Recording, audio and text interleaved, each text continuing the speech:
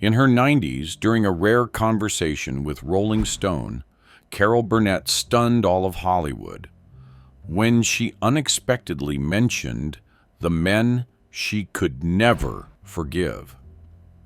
What shocked the public wasn't just her words, but who she was referring to: men who had once stood beside her, whom she trusted, admired, even shared the spotlight with. Some betrayed her trust through secret relationships and attempts to seize shared assets.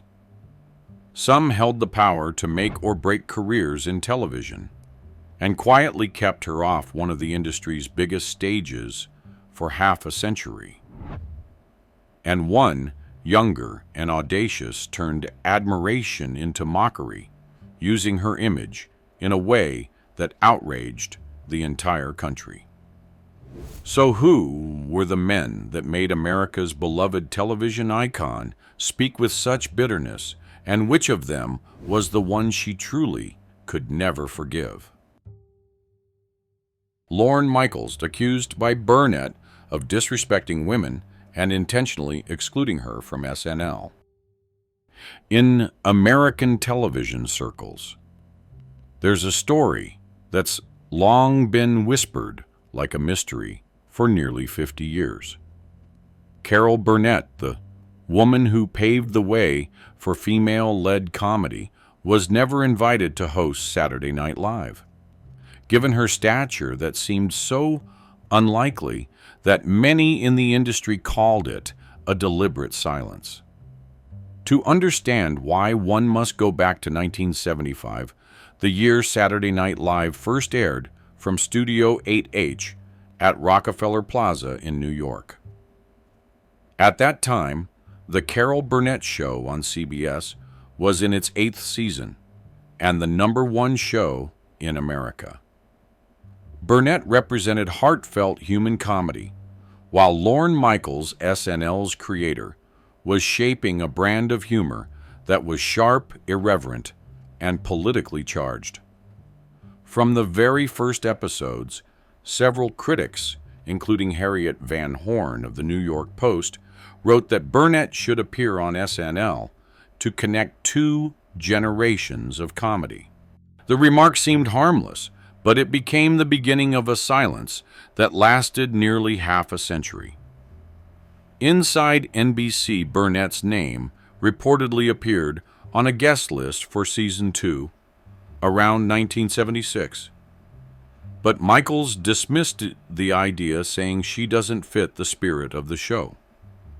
According to the book Live from New York, Back Bay Books, 2002, one SNL editor revealed that Michaels once said during a meeting, "She's the face of old television. We're building something new." The rumor spread after journalist Tom Shales wrote in the Washington Post in 1981 that Burnett had expressed interest in guest hosting several times, but never received a reply from NBC.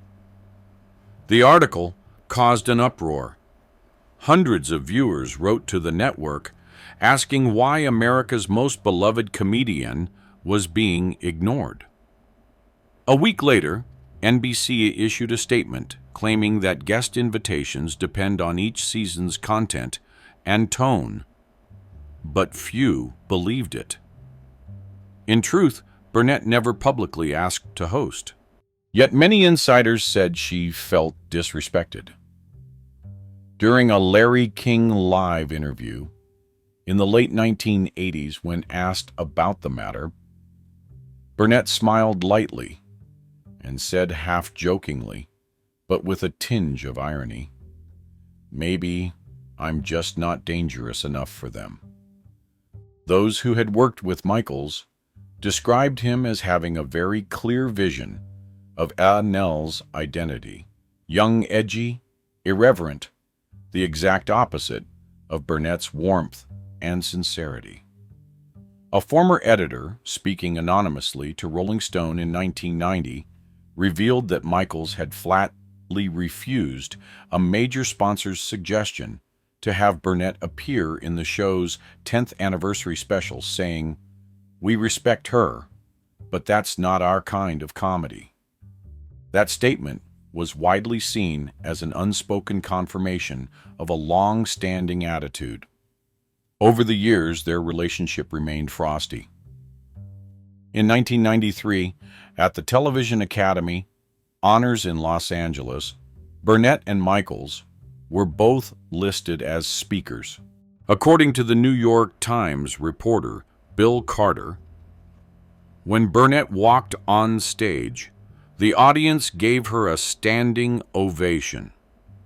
Minutes later, when Michaels was introduced, Burnett remained seated, smiling faintly and looking straight at the camera.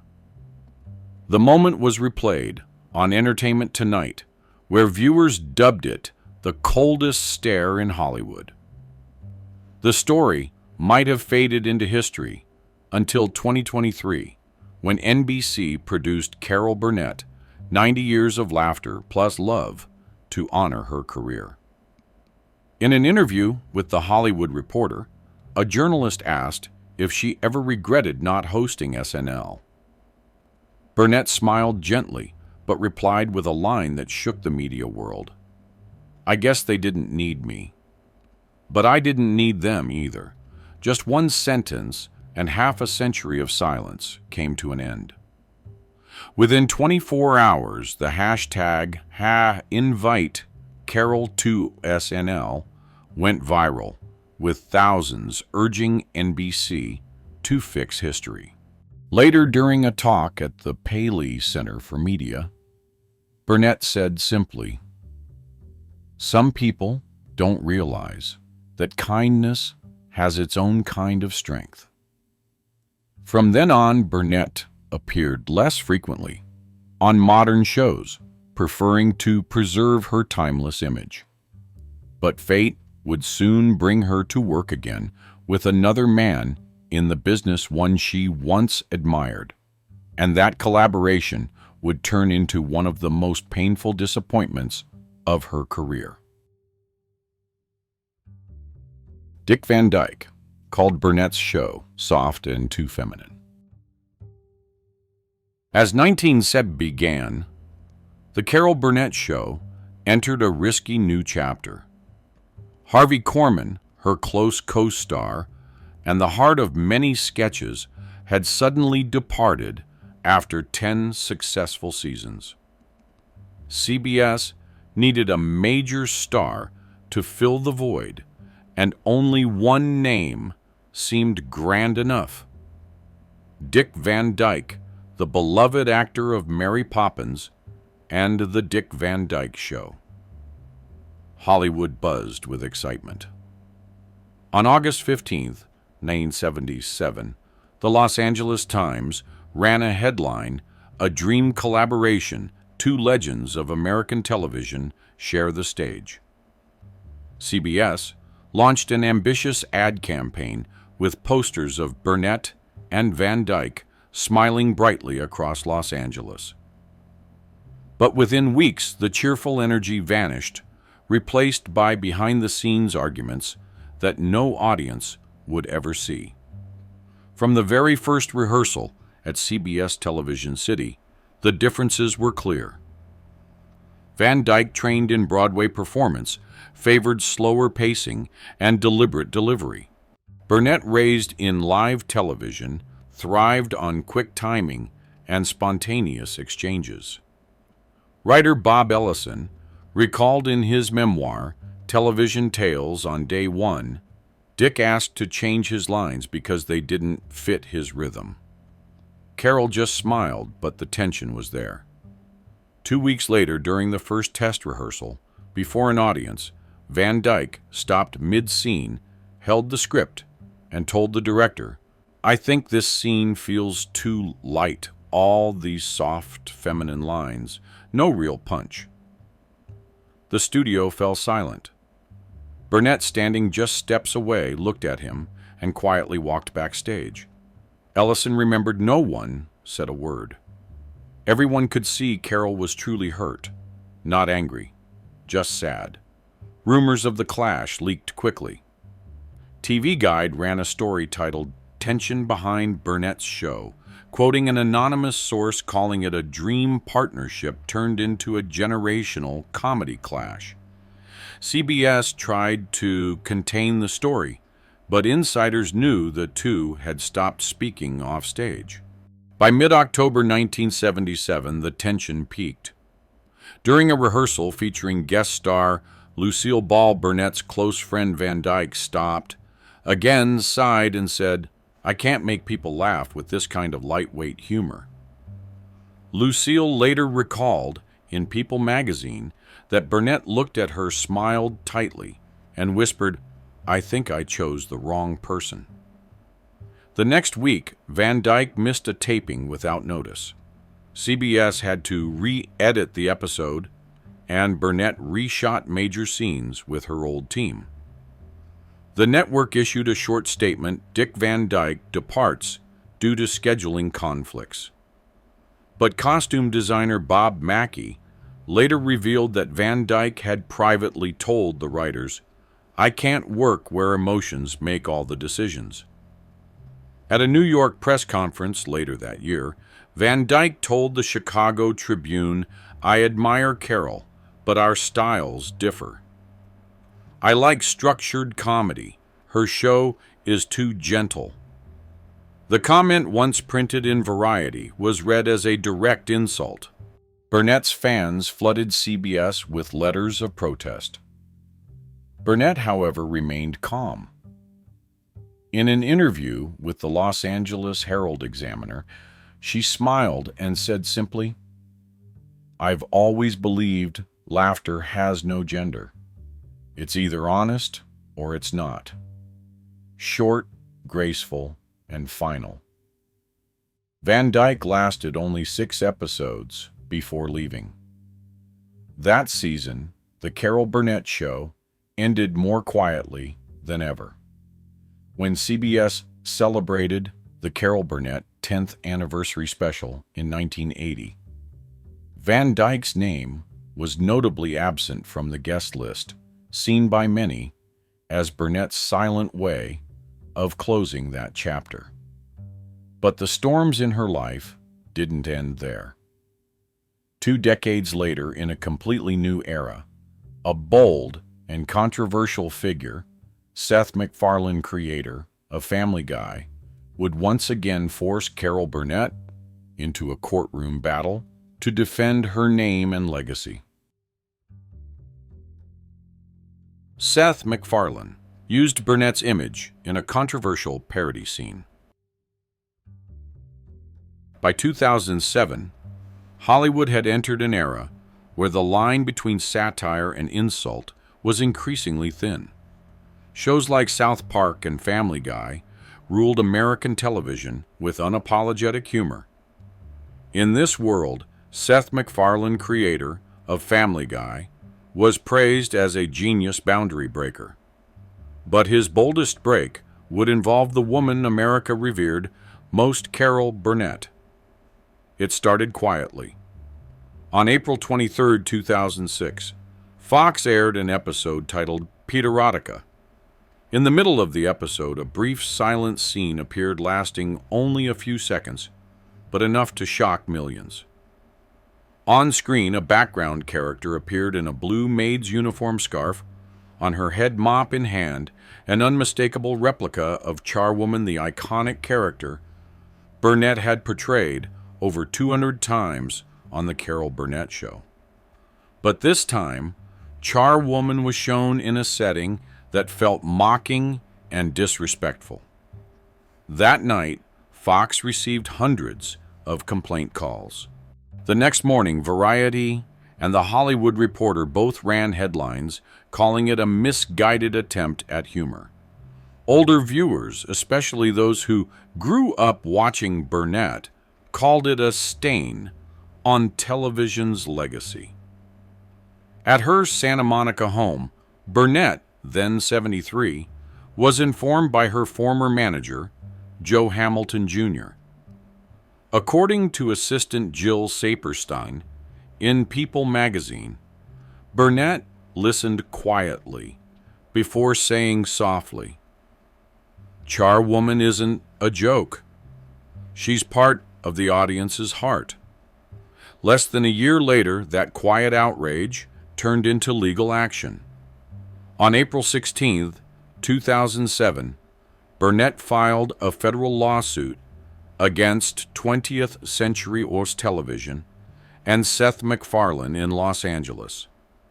The 20-page complaint, signed by attorney Richard Bush, who once represented Johnny Cash, accused the defendants of unauthorized use of a copyrighted image and damage to artistic reputation. She sought $2 million in damages, modest by Hollywood standards, but symbolically powerful. The press called it a clash between two eras of American comedy. CNN reported it in the evening news, while the Los Angeles Times published an editorial titled "Can Satire Outweigh Collective Memory Critics?" Like Ken Tucker of Entertainment Weekly sided with Burnett. This isn't just about Carol. It's about the line between art and disrespect. Younger audiences, mostly Family Guy fans, defended MacFarlane, saying comedy should be absolute freedom. The first hearing took place on June 14, 2007, at the U.S. District Court in California, presided over by Judge Dean D. Pregerson. Burnett didn't attend, but sent a video statement from home. Her voice calm and raspy, she said, "I'm not suing for money. I just want people to remember that some characters belong to the hearts of viewers, not to anyone else." Fox's lawyers pushed back, arguing that the scene was clearly a parody, protected under the First Amendment. MacFarlane appeared in court calm and confident. In a New York Times interview, afterward, he said, "I grew up on her show. I thought she'd understand that every icon can inspire the next generation." The remark reignited backlash. USA Today published an editorial titled, "Even Humor Needs Limits," arguing that MacFarlane confused admiration with exploitation. The Los Angeles Times concluded, "Some memories, even archived, deserve gratitude, not ridicule." On July 2007, Judge Pregerson dismissed the case, ruling that the parody fell under fair use. The lawsuit ended, but the debate didn't. Burnett didn't appeal, saying simply, in an NBC interview, "I've said what I needed to say, in the way I felt was right." Public opinion largely sided with her. In an Entertainment Weekly year-end poll, 68% of respondents said Burnett did the right thing. A veteran Variety critic wrote, "She didn't win in court, but she won in people's hearts." MacFarlane remained unapologetic. During Family Guy's 20th anniversary event in 2019, when asked if he regretted the scene, he replied, "I've never regretted a single episode." The comment once again stirred memories of the case. But Hollywood would never forget the image from 4 years later at CBS's 70th anniversary gala at the Dolby Theater in Los Angeles, 2011. Burnett and MacFarlane sat in the same row. When the camera went in before them, Burnett sat upright, serene smile on her face. Behind her, MacFarlane gave a polite nod. She didn't respond, just clapped quietly to the rhythm of the music. Yet long before she ever had to defend her name in court, Burnett had already faced another storm, one that struck within her own artistic family, when her closest co-star brought her to tears and forced her to make the hardest decision of her career. Harvey Korman, a fierce argument on set that led Burnett to fire him. Amid the bright lights of 1970s television, where every laugh translated to ratings and ad contracts, the Carol Burnett Show reigned supreme. At its heart stood Carol Burnett and Harvey Korman, a duo so in sync that audiences believed they were born to perform together. Burnett was the soul of the show, while Korman was the bridge that made everyone laugh. But behind the applause and laughter, a storm was quietly brewing, one that would shatter a decade-long friendship. By 1974, the show had reached its 7th season. Ratings were at their peak. CBS had renewed it for 3 more years, and the crew had just won their 4th Emmy. Yet that same year, cracks began to form between Burnett and Korman. Costume designer Bob Mackie recalled that Korman had become grumpy, short-tempered, and even avoided Carol backstage. Some said he felt overshadowed by Burnett, fearing her fame eclipsed his own growing recognition. The conflict erupted one April afternoon at Studio 33, Television City, Los Angeles. The crew was rehearsing an episode featuring guest singer Petula Clark, who had just flown in from London. During Korman's scene, a lighting error left his face in shadow. He suddenly stopped, mid-scene, threw his script to the floor, and shouted, "After all these years, can't anyone get it right?" Everyone froze. Director Dave Powers tried to calm him, but Korman continued complaining that even Carol doesn't notice. That line hit Burnett like a knife. She'd always led her team with kindness and respect. Burnett, seated quietly in the audience, stood up and walked to the stage. Without raising her voice, she looked at him and said clearly, "Harvey, I've had enough.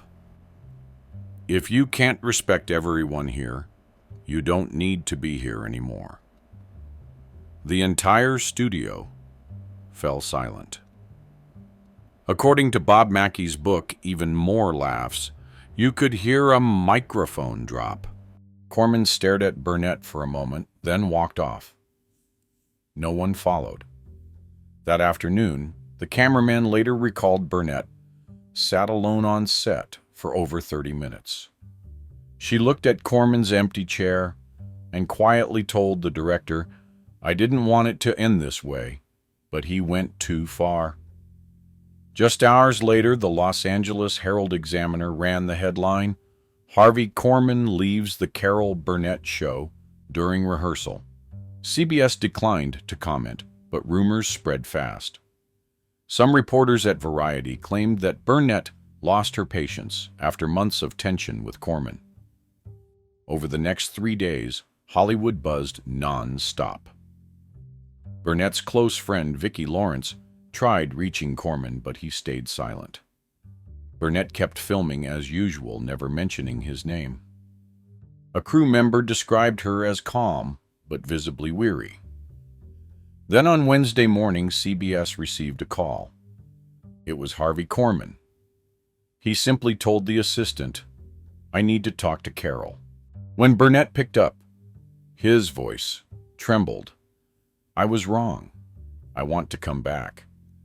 The next day, he appeared at the team's morning meeting. Everyone watched in silence as he apologized to the crew, then turned to Burnett. "I forgot why I started." Burnett smiled, stepped forward, and hugged him. The studio erupted in applause. But those who were there knew something had permanently changed.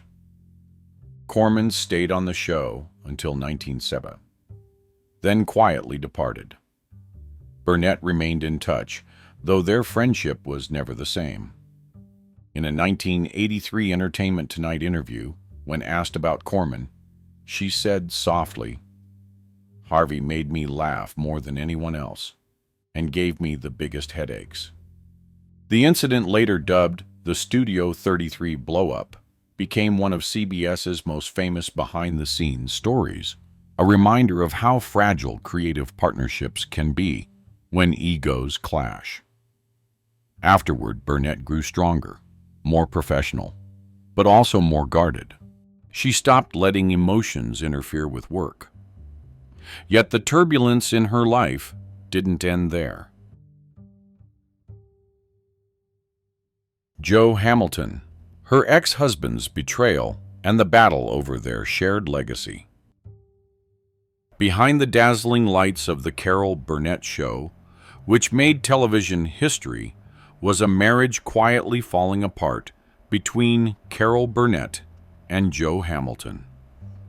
Once hailed as CBS's golden couple, their partnership created joy for millions. But that same world of laughter slowly turned into one of silence and pain. Their story began in 1960 when Burnett was a young performer on The Gary Moore Show. Jo Hamilton, already a seasoned producer, had worked on The Steve Allen Show and The Colgate Comedy Hour.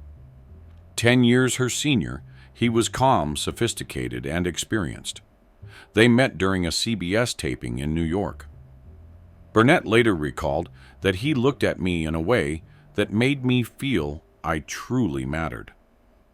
3 years later, they married in a small California ceremony, attended only by close friends and colleagues. By 1967, when the Carol Burnett show premiered, Hamilton had taken charge behind the scenes as producer, mentor, and partner. For years, they were the perfect creative duo. She brought the warmth, he provided structure. But immense success can strain even the strongest bond. Costume designer Bob Mackie remembered that by 1975, Hamilton had begun asserting more control. He insisted on approving guest lists and script content before Burnett saw them. In one meeting, he suggested cutting down emotional scenes and focusing solely on humor. Burnett disagreed, saying viewers need both heart and laughter. It was the start of growing creative and personal distance. As work pressure increased, Hamilton became more absent from home. At first, Burnett assumed it was due to new projects. Then came whispers. In August 1979, TV Guide hinted at a veteran producer entangled in a private relationship within a Los Angeles editing suite. Names weren't mentioned, but insiders knew. Crew members said Hamilton was often seen with a young CBS editor at the Smokehouse restaurant near the studio. Burnett didn't confront him immediately, but her close friend, Vicki Lawrence, later said Burnett broke down after overhearing two colleagues discuss Jo's too friendly relationship. The breaking point came in 1982. While reviewing contracts, Burnett's lawyer discovered that Hamilton had founded Hamilton Productions in Beverly Hills, registering spin-off projects from the Carol Burnett show under his name alone. One was Mama's Family, based on a Burnett sketch, but without her credited ownership. That was the last straw. Burnett confronted her husband directly at their CBS office. According to the biography Laughing Till It Hurts, she asked, "Do you think it's fair to turn what we built together into something just yours?" Hamilton replied coldly, "It's business, Carol, not emotion." That ended everything. On March 3, 1983, Burnett filed for divorce in Los Angeles County Court. The Los Angeles Times ran a brief headline, "Carol Burnett and Jo Hamilton split." But behind that was one of Hollywood's most complex asset divisions. Hamilton demanded full production rights, including profits from the Carol Burnett show, and related projects. Burnett fought to keep the name and half the earnings. The trial lasted nearly a year. People Variety and USA Today reporters camped outside daily. Burnett stayed composed throughout. Hamilton looked visibly drained. They rarely exchanged glances. In June 1984, the court ruled Burnett retained rights to the show's name, while Hamilton received 40% of syndication profits. When asked how she felt, Burnett smiled faintly. "We were the best team until he forgot I was more than a partner." The quote graced People magazine's cover and echoed across talk shows nationwide. After the divorce, Burnett cut ties with Hamilton's productions. His later shows never matched his earlier success. He passed away from heart disease in 1991. Burnett didn't attend the funeral, but sent white flowers with a note reading, "I wish you peace, Joe. As for me, I'll keep going, short but filled with everything left unsaid." Years later, during an interview at the Paley Center for Media, she reflected softly, "Joe taught me that in this business, love isn't enough. You also need trust." Marlon Brando, a late-night call that left Burnett outraged. The third man on Burnett's list was Marlon Brando. Some stories in Hollywood sound like gossip until you realize they're true. One of the strangest was between Carol Burnett, CBS's Queen of Comedy, and Marlon Brando, the world-famous actor who had just stunned audiences with The Godfather in 1972. It was a quiet summer night in July 1972. Los Angeles was asleep, its hills lit only by faint lights, along Coldwater Canyon where Burnett lived with her two daughters. At 3 a.m. the phone rang. The housekeeper, thinking it was an emergency from the studio, woke her up. Burnett answered groggily, then instantly woke up when she heard a deep male voice say, "Carol, it's Marlon Brando." She thought it was a prank until he mentioned he'd just watched a rerun of the Carol Burnett show on CBS. Realizing it was indeed Brando, she thanked him politely, expecting the call to end. But it didn't. The call lasted over 30 minutes. Brando talked about acting Hollywood and how television needs more women like you. His voice grew slower, softer, peppered with remarks that began to cross the line. Burnett later recalled, "I realized I was speaking to the real Marlon Brando, not one of his characters. He was charming, brilliant, but also dangerous." When he continued with increasingly personal comments, Burnett cut in firmly, but gently. "Mr. Brando, I appreciate your kind words, but it's very late. I have an early call tomorrow." She hung up, thinking that was the end. By morning, Hollywood was ablaze.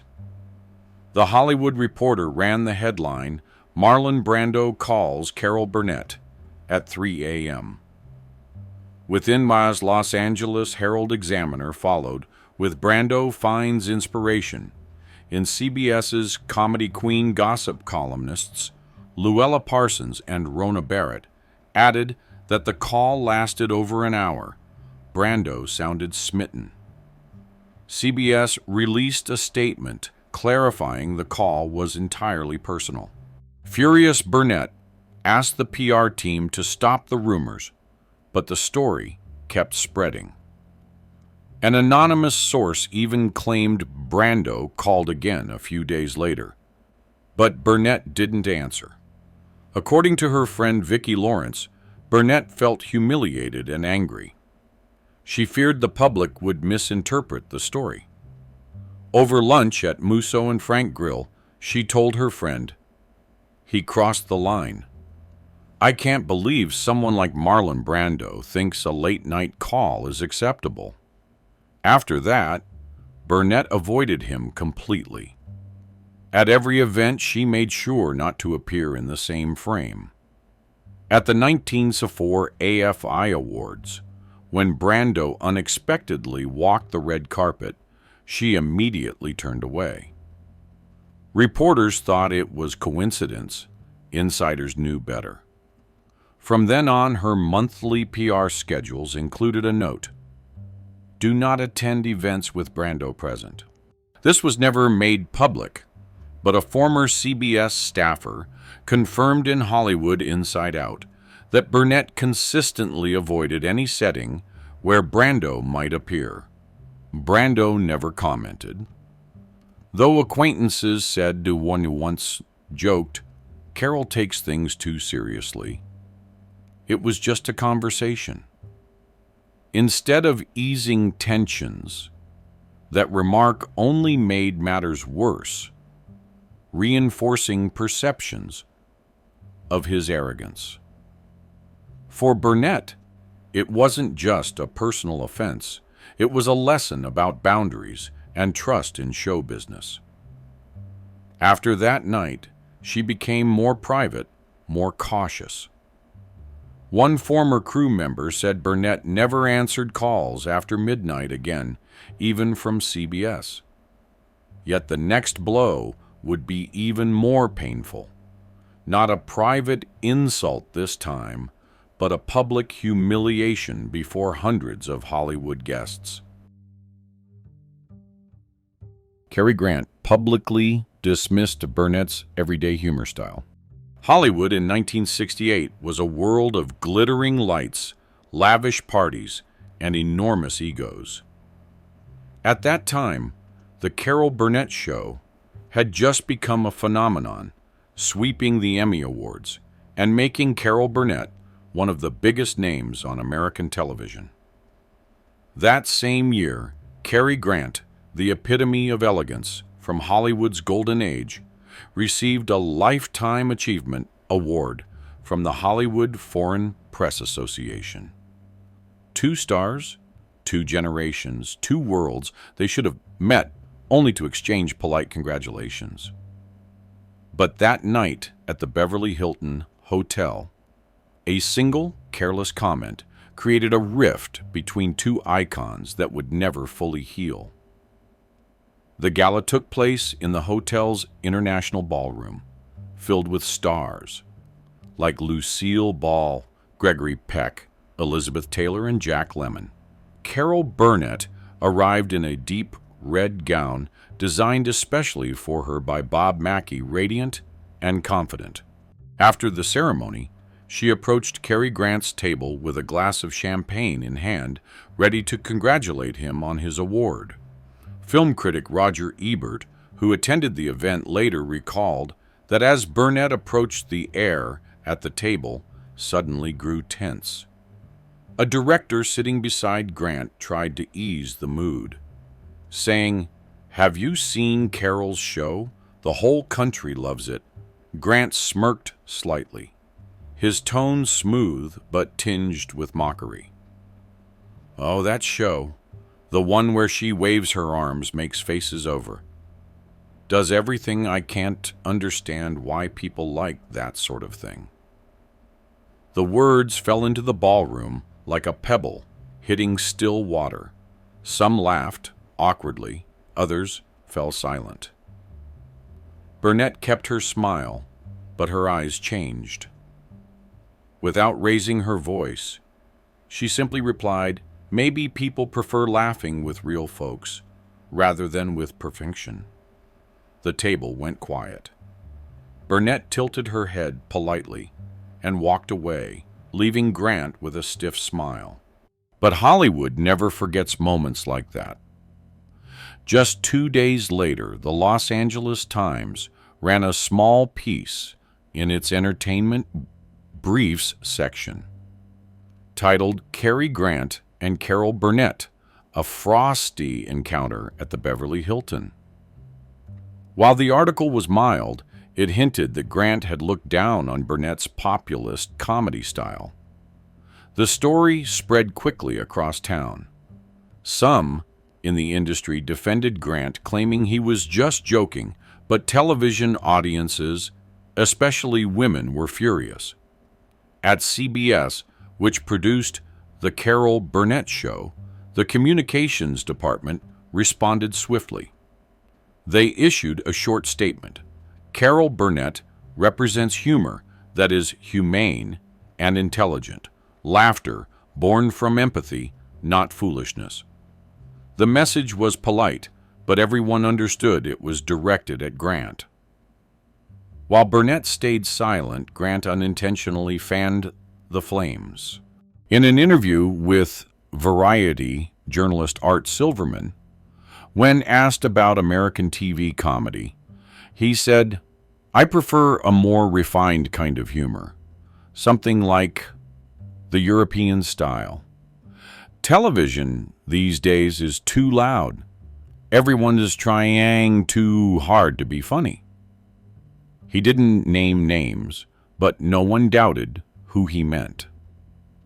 The tabloids took it further, claiming Grant had told Burnett directly that she made comedy lose its elegance. Though unverified, the rumor spread rapidly, angering Burnett's fans. CBS reported that viewer letters doubled in November 1968, most expressing support for her. Burnett's composure impressed everyone. She didn't strike back, didn't give interviews. She simply kept working. That season, The Carol Burnett Show achieved its highest ratings ever. She even invited her close friend and fellow comedy legend Lucille Ball to co-star in a special episode. Lucille later said, "Carol told me, the best answer is when they turn on the TV and still see us there." Still, Burnett never forgot that night. When Paramount Pictures later invited her to co-star with Cary Grant in a 1970 musical film, she politely declined, citing scheduling conflicts. A friend on the project revealed she privately said, "I won't work with someone who looks down on women's laughter." As for Grant, he never apologized publicly, nor mentioned the incident again. Yet, in Graham McCann's biography, Cary Grant, A Class Apart, it's written that Grant once admitted, "Carol is such a smart, strong woman. She made me feel uneasy." Ironically, Grant's disdain became fuel for Burnett's determination. She continued bringing ordinary characters to life on the television: housewives, maids, seamstresses, people with simple lives and big hearts. Within 3 years, she won 3 consecutive Emmys, and The Carol Burnett Show was named one of TV Guide's classic American television programs. From that experience, Burnett learned one thing: no need to argue. Let success do the talking. Yet as she grew more successful, it seemed her very strength only made certain powerful men in the industry more uncomfortable. If you found Carol Burnett's untold stories behind her legendary smile surprising, share your thoughts below. Who do you think hurt her the most? And don't forget to subscribe and turn on the notification bell. There are many more Hollywood behind-the-scenes stories to come, where fame always walks hand in hand with secrets never told. See you in the next episode.